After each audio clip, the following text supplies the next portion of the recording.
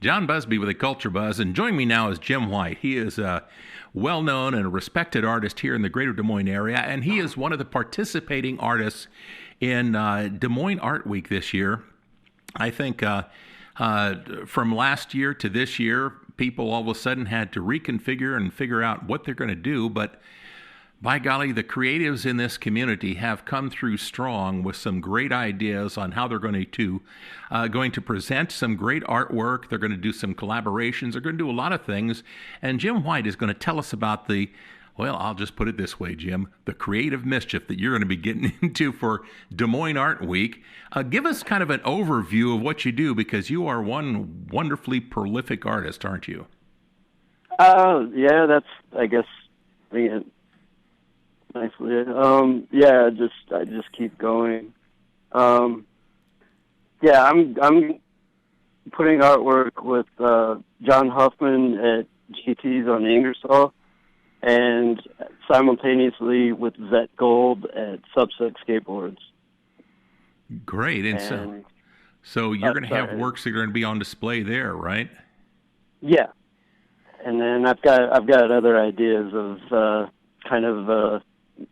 everything's about making myself laugh. So it's just like this slow burn. I was gonna make photocopies to kind of slide into magazines and things, and maybe sell a couple of prints. But we'll let that happen as it manifests. I don't know.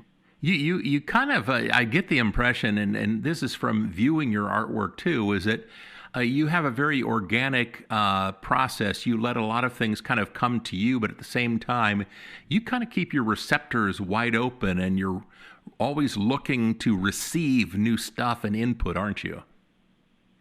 You said it better than I could have. Yeah. I'll do the saying, you do the doing, okay? Yeah. Well, listen, and mistakes are important. So a lot of that is the abstract. That's you learn a lot from it. Yeah. Well, this is going to be fascinating. I love the fact that you are working with places that know you, that you already have businesses on Ingersoll, which has really become an art hotbed, and you are working with those businesses to serve as these kind of, pop-up galleries, unconventional galleries, but they're meeting points. This is where people meet, and that is the most perfect place in my mind for people to connect with art and to stimulate their minds and their imaginations. And you just, I have a feeling that there are times where you kind of maybe sit in the corner, you kind of watch people react to what your art is, because that's really what it's about. It's that interaction, isn't it?